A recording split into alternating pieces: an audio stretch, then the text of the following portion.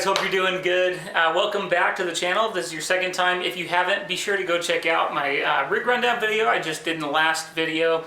Anyway, I just want to jump on today and kind of talk about what is it that makes comping and chords kind of come together for me and how I like to view them.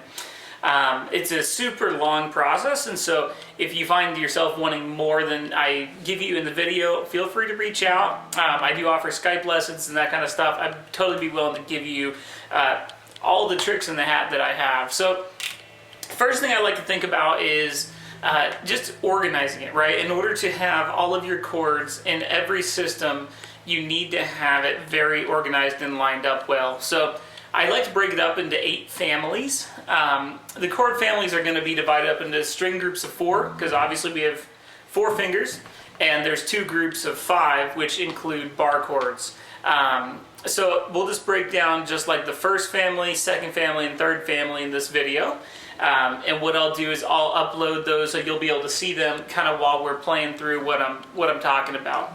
So first family is going to be a string grouping of strings 4, strings 3, 2, and 1. So with those 4 there, that gives you a lot of options. Now, what we're going to do is we're going to play through a progression, and we'll do in the key of C. Everything will be in C because that's the people's key for right now. And then we'll memorize it in all 12 keys as we kind of go through. But what I want to show you is that when you build a C major 7, you have 4 notes in a C major 7. You have a root, a C, you have a third, E, you have a B, which is the 7th, and you have a G, which is the 5th. Now, you can invert that at any point. So if you have a C major 7 starting on the lowest note you can, which is an E down here on the 4th string, this is going to give you 3rd, 7th, root, 5th. Now, for guitar, if you want to do a major 9, you would substitute the root. Same thing as an E minor 7, but it's also a C major 9, and you have the bass player get that. So, what we're going to do is here's the 1. That's a C major 7. We're going to go to a minor 6 now. So you're going to remove the 7th, which is the B, move it down to the A. The chord now has changed. So now we're not looking at C major 7, now we're looking at an A minor 7. So that's the 6 in the key. Then we go to a 2, D minor 7, and then G7. And then to get the diminished in, I always like to make the 7s 7 flat 9 at the end. So that's going to be our first inversion, first family breakdown of C major. So we have and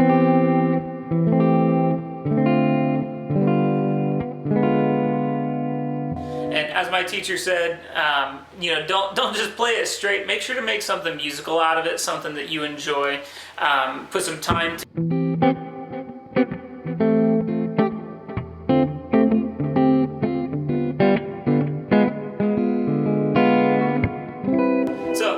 flip everything, move it up in inversion, same thing, so major 1, 6, 2, 5, 5 flat 9. So now we have 2 of them.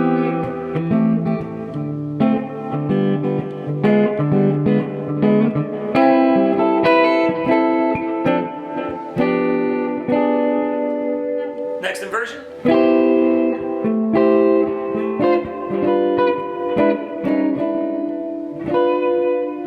Actually incorrect. Is this one, and then this. There we go. And last one.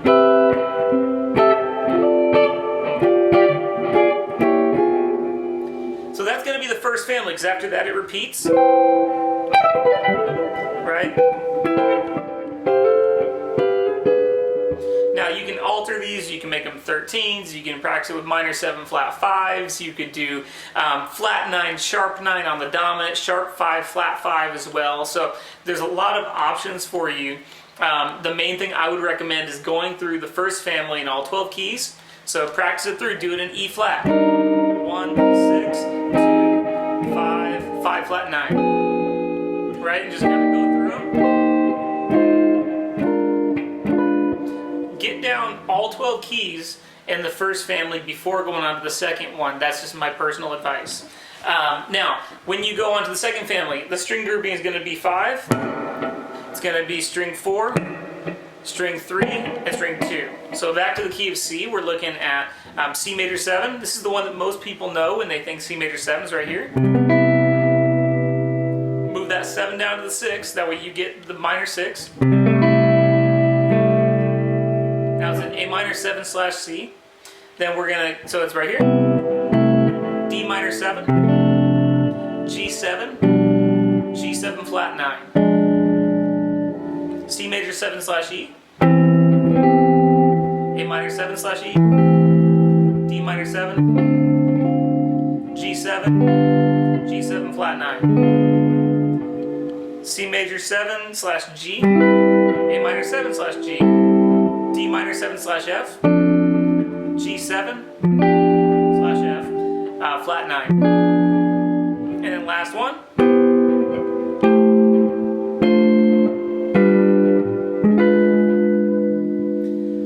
Okay, next family, so same idea. Third family is going to be the bottom 4 strings.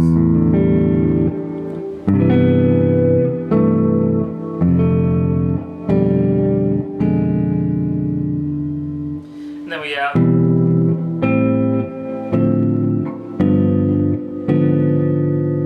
right here.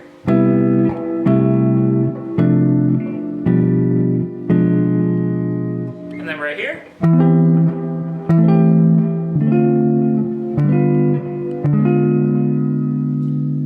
So now people wonder, what is the point of knowing these inversions and the chords? Like, I know a C chord, why isn't it enough to play it, why can't I just play here? Sounds great, it works, but the problem is you're not going to get dexterity up and down the neck. Like when you look at people, like Tom Quayle, you look at Josh Smith, you look at all the people who are the greats of guitar nowadays, you're looking at them and they're up and down the fretboard. One of the reasons they can do that is a really good understanding of just fretboard mapping, visualization, understanding what connects what chords to what. And so as you go through that, this is not only going to help your chords, but it's going to help your soloing as well. So one of the things you can do is you can take it, right? That's just the C major 7 inversion. So if we're here, that means that we can play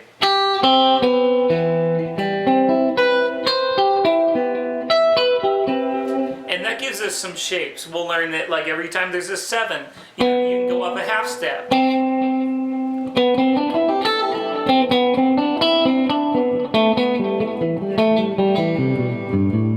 So that's going to give you a lot of flexibility. So like when you think this shape, you can think, right, this shape, then this shape, right, this shape, this shape,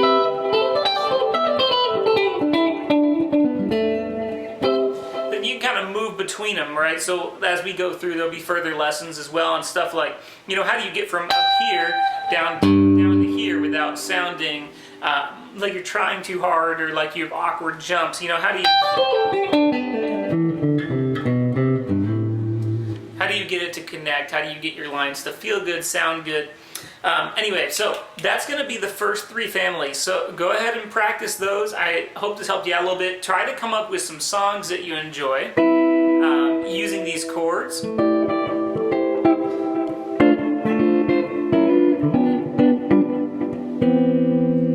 Try to switch between them. Have fun with it. Find some variations. Now, if you want to add a melody note, something I always recommend is putting the melody on the top string of whatever chord you're doing. So if you're going to be harmonizing, like, for instance, notes on the B string, you would want to use a second family for that. So if you have the E in the melody,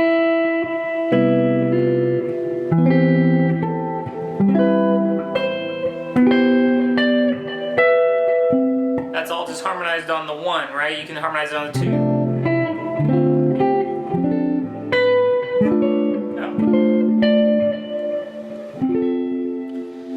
know, and so forth. So you could harmonize that on any chord that you want and kind of just get, without the chords, it sounds like this.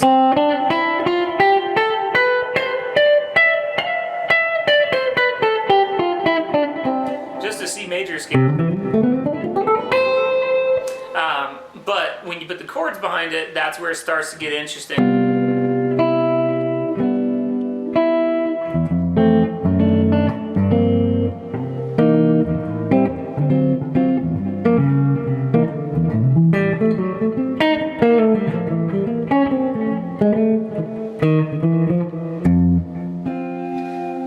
Anyway, hope that helps. I'll see you guys next time, and feel free to write in any questions. Bye now.